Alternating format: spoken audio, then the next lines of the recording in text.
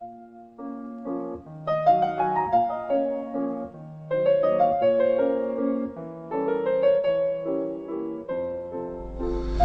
الله الرحمن الرحیم. به برنامه 4 گفتگو در افزایش شادی در کار و زندگی خوش آمدید.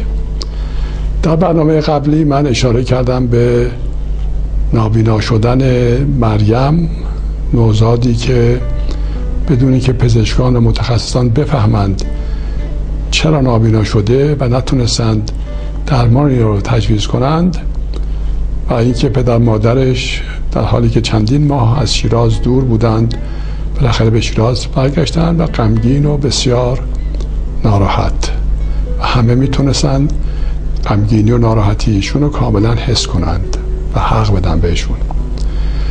در اون موقعی من در شیراز بودم، با عارف و شاعر عالی قدری به نام حاج کمال مهسار آشنا شده بودم. ایشون در حالی که لیسانس حقوق دانشگاه تهران رو داشت، به انتخاب خودش در دبیرستان‌های شیراز تدریس میکرد، ادبیات فارسی، دروس دیگه. من با ایشون آشنا شده بودم و جلساتی در منزلشون برگزار میکردن، هفته 2 شب، شب‌های جمعه و شب‌های دوشنبه. از صحبت‌هاشون، از فرمایشاتشون من بسیار بهره بردم و خیلی واقعا چیز آموختم. ایشون رو من به عنوان یکی از اساتید دانشگاه زندگی خودم میدونم. البته ایشون حدود 10 سال پیش فوت شدند، در حالی که هیچ عارضه و ناراحتی و دردی نداشتند. خب، حاج کمال علاوه بر مطالب جالبی و ارزشمندی که در صحبتاشون بهش اشاره میکردند و تک کلامشون هم خدا بود، میگفتند که هدف خداست و راهش هم از طریق 14 معصومه. ارادت و عشق به خاندان پاک نبوت کمک میکنه که ما به خداوند سریعتر نزدیک بشیم. راه رسیدن به خدا عشق به این 14 معصوم و اجرای اوامر و فرمایشات اونهاست. حاج کمال یه توانایی دیگری داشت که برای من خیلی جالب بود. ایشون میتونست افرادی رو به یک خواب مغناطیسی فرو ببره. این خواب بسیار شبیه هیپنوتیزم بود، ولی خود ایشون اسمش رو خواب مغناطیسی گذاشته بود و البته هیپنوتیزم نبود، چون فردی که به این خواب مغناطیسی میرفت کاملا از سر و صدا و جریانات اطراف خودش آگاه بود. البته چشمش بسته بود، ولی در حال صداها رو میشنید و صدای حاج کمال رو میشنید و غیره. ایشون میتونست فردی رو به همین خواب مغناطیسی ببره و در این حالت تماسی حاصل کنن با یکی از ارواح طیبه، تقاضا کنن از اون روح پاک که کمک کنن، لطف کنن، مثلا نسبت به درمان یه بیماری به خصوصی عنایت بکنن، یا سوالی میکردن و از اون بزرگوار تقاضا میکردن که راهنمایی بکنند. من در جلسات منزل ایشون این جریان رو دیده بودم. در جلساتی که حاج کمال داشت غالبا از اشعار حافظ، سعدی، مولانا و بعضی اوقات هم از اشعار خود ایشون خونده میشد و افرادی که در جلسه بودند خب لذت می‌بردند و استفاده میکردند. با آشنایی که از حاج کمال داشتم و با ناراحتی و غمگینی که در دوستم و همسرش میدیدم، تصمیم گرفتم که دعوت کنم این 2 بزرگوار رو بیان منزل ما. شاید خدا خواست و فرجی حاصل شد. اومدن حاج کمال به اتفاق چند نفر دیگه، دکتر علی و خانومشون منتها بدون بچه، اومدن منزل ما. خب غمگینی و ناراحتی دکتر علی و خانومشو میتونستیم کاملا ببینیم و بهشون حق بدیم. حاج کمال عادتش این بود که همیشه میگفت هرچه خدا بخواهد آن خواهد شد و ما بایستی کاملا تسلیم رضای خدا باشیم. ایشون به تفاعل دیوان حافظ رو باز کرد. ایشون همیشه با خودش یه دیوان حافظ داشت. دیوان چاپ خیلی قدیم بود ولی خیلی دوست داشت این کتاب و دیوان حافظ رو باز کرد و این شعر حافظ اومد: یوسف گمگشته باز آید به کنعان، غم مخور. کلبه احزان شود روزی گلستان، غم مخور. من بقیه این شعر رو از این کتاب بخونم چون همشو از بر نیستم. این دل غم دیده حالش به شود، دل بد مکن. این سر شویده باز آید به سامان، غم مخور. گر بهار عمر باشد باز بر تخت چمن، چتر گل بر سر کشی ای مرغ خوشخوان، غم مخور. دور گردون گر دو روزی بر مراد ما نگشت، دائما یکسان نباشد حال دوران، غم مخور. هان مشو نومید چون واقف نه ای از سر غیب، باشدن در پرده بازی های پنهان، غم مخور. در بیابان گر به شوق کعبه خواهی زد قدم، سرزنش ها گر کند خار مغیلان، غم مخور.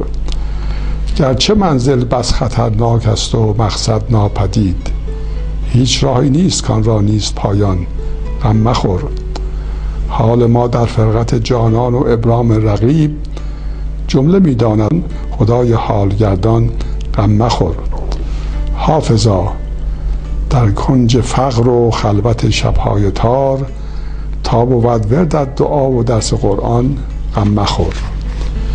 این شعر حافظ بسیار جالب بود برای حاضرین در جلسه، در حالی که پزشکان و متخصصان در خیلی جاهای دنیا اظهار ناامیدی کرده بودند که توانایی درمان نابینایی مریم رو ندارند. حالا حافظ از طریق شعر زیباش در جلسه حاضر شده، میگه هان مشو نومید چون آگه نه ای از سر غیب، باشدن در پرده بازی های پنهان، غم مخور. بعد از این شعر حاج کمال، یکی از افراد حاضر در جلسه رو، یه جوانی بود، او رو به خواب مغناطیسی فرو برد و خدمت یکی از اولیای خدا رسید و جریان نابینایی مریم رو بازگو کرد. اون فرد مقدس، اون ولی خدا، بیان داشت که مریم تا 3 هفته دیگر بینایی خودش رو به دست میاره. ازشون پرسیده شد که خب دکتر علی و خانوادهش باید چیکار بکنن؟ گفت کار به خصوصی لازم نیست، اگر میخوان میتونن به نیازمندان شهر کمک کنند. بعد از اینکه این فرد از خواب مغناطیسی برگردانده شد، یک حالت شوق و شعف و امید در جلسه پیش اومد. همه از شدت شوق و خوشحالی گریه میکردند که عجب، حافظ به اون ترتیب داره نومیدی رو از بین بره، امیدوار میکنه پدر مادر و جوان و همه حاضرین در جلسه رو.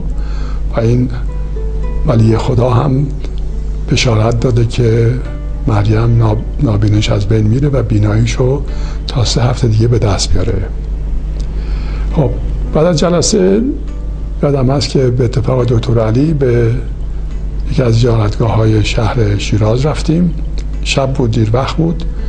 دکتر علی آدم خیری بود ولی اون شب دیگه نمیتونست این شوق و ذوق خودشو نگه داره و کمک‌های مالی زیادی به فقرایی که اونجا بودن میکرد. اونا تعجب کردن چطور شده این موقع شبی که اومده مثلا 10 برابر اون چیزی که مردم عادی به اینا کمک میکنن داره کمک میکنه. شب بعدش دکتر علی ماشین بنز خودشو پر از مواد غذایی کرد، برنج و روغن و گوشت و غیره. با هم رفتیم به یه محله فقیرنشین شیراز.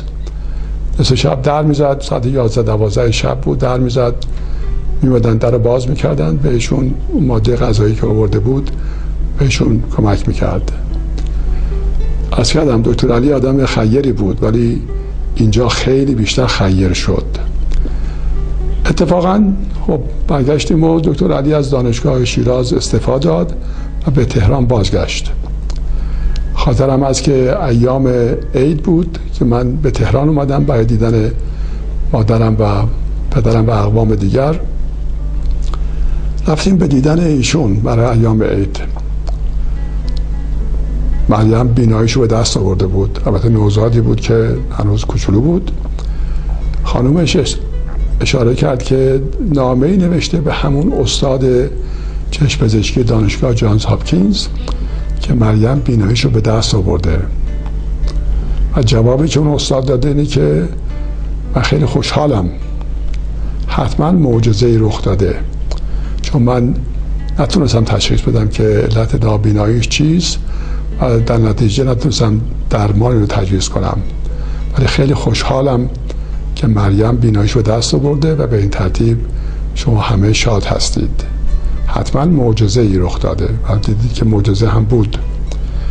سالها بعد، شاید مثلا 14-15 سال پیش، من دکتر علی رو و خانومش رو و مریم رو در تهران دیدم. مریم دانشجوی پزشکی دانشگاه شهید بهشتی بود. جنسی بود که حاج کمال بودن. حاج کمال بهش توصیه کرد که اگه دوست داره به تخصص چشم پزشکی بگیره و ایشون قبول کرد. خب من امیدوارم که شما همیشه شاد باشید. امیدوارم که مردم ایران همیشه شاد باشند. امیدوارم که مردم جهان همیشه شاد باشند.